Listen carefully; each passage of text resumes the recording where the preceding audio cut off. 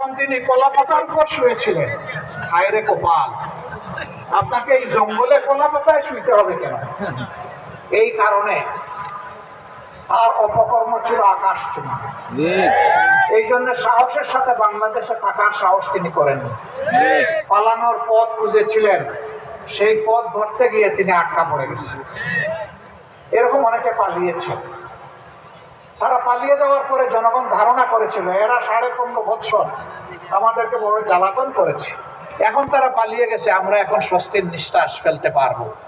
কিন্তু না, তারা পালিয়ে গিয়েও দেশকে অস্থির করার জন্য মাঝে মধ্যেই উস্কানিমূলক কর্মকাণ্ড করে থাকে।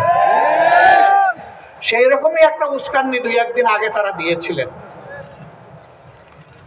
এদেশের মানুষের হাজার হাজার মানুষ যারা খুন হলো, গুম হলো, যারা রক্তাক্ত হয়ে পঙ্গু হয়ে এখন হাসপাতালের বেডে কাতরাচ্ছে, সেই সময় আপনারা আবার উস্কানি দেন। এইটাকে বাংলাদেশের মুক্তিপাগল মানুষ সহ্য করবে? সুতরাং উস্কানির কারণে যত পরিবেশ সৃষ্টি হবে তার সমুদয় দায় উস্কানিদাতাদেরকেই নিতে হবে। প্রিয় দেশবাসী, গেল তাদের আমল, করলো ধ্বংস বাংলাদেশ, জাতিকে করলো বিভক্ত। এখন আমরা কি করতে চাই? আমরা চাই এমন একটি বাংলাদেশ আমরা গড়ে তুলবো ইনশাআল্লাহ, যদি আল্লাহ তাআলা আমাদেরকে সেই শক্তি দান করেন।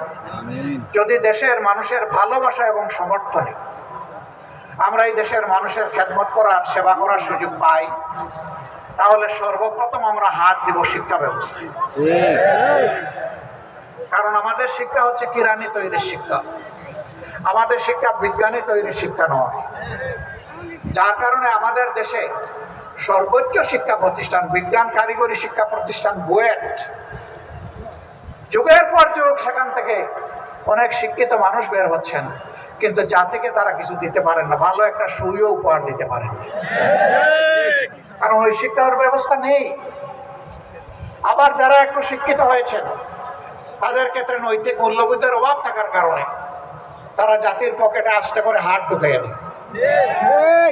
এবং পকেট খালি করে, পকেট লুণ্ঠন করে, ব্যাংক ডাকাতি করে সমস্ত অর্থ তাদের কূটবুদ্ধির জোরে বিদেশে তারা পাচার করে দেয়। 15.5 বছরে দেশ থেকে বিদেশে 26 লক্ষ কোটি টাকা পাচার করা হয়েছে। তারা দেশে থাকা অবস্থায় অনেক সুন্দর সুন্দর কথা বলতেন। কারো কারো কথা শুনে মনে হতো তিনি বোধহয় এ যুগের তাপসী রাবিয়া, কারো কথা শুনে মনে হতো তিনি বোধহয় হাসান বসরি। কিন্তু এখন তারা বের দেশ থেকে পালিয়ে যাওয়ার পরে, আত্মগোপনে চলে যাওয়ার পরে, জেলে ঢোকার পরে এখন যেখানেই তাদের উপরে হাত পড়ছে সেখান থেকে দুর্গন্ধ বের হয়ে আসছে, সেখানেই অবৈধ সম্পদের খনি বের হয়ে আসছে। সরকারের কাছে আমাদের স্পষ্ট দাবি, এরা যত টাকা জনগণের চুরি করে দেশে কিংবা বিদেশে জমা করেছে, পাচার করেছে, সবগুলো উদ্ধার করে রাষ্ট্রীয় কোষাগারে ফেরত আনতে হবে এবং সেই টাকা দিয়ে জনগণের সুষম উন্নয়ন করতে হবে। আমরা কোনো বৈষম্য চাই না।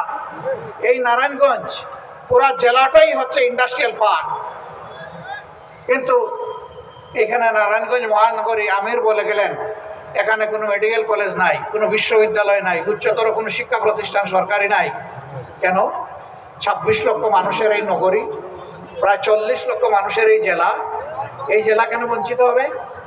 আমরা দেখি যে কোনো কোনো জেলা মাত্র 3টা উপজেলার জেলা, সেখানে ইউনিভার্সিটি আছে, সেখানে মেডিকেল কলেজ আছে, উন্নততর স্পেশালাইজড হসপিটাল আছে, সেখানে কারিগরি প্রতিষ্ঠান আছে, সেখানে এগ্রিকালচার ইউনিভার্সিটি আছে।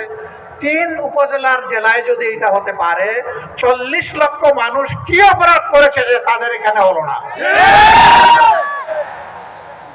যারা গডফাদাররা জমিদারি নিয়েছিলেন তারা কি করেছে? তারা তাদের আপার কাছ থেকে এগুলো আদায় করেননি কেন? কারণ তাদের ধান্দাবাজি ছিল জমিদারি টিকিয়ে রাখা, মানুষের উপর সন্ত্রাস করা এবং চাঁদাবাজি, লুণ্ঠন, দখলদারি চালিয়ে যাওয়া। তারা জনগণকে নিয়ে তাদের কোনো কর্মসূচি ছিল না, পরিকল্পনা ছিল না। সম্মানিত ভাইয়েরা, এটা শুধু নারায়ণগঞ্জের দুর্ভাগ্য নয়, এটা সারা দেশের দুর্ভাগ্য। আমরা ইনশাআল্লাহ এমন শিক্ষা আমাদের সন্তানদেরকে দিব। গরিব ধনী কোনো বাস বিচার হবে না। ধনীর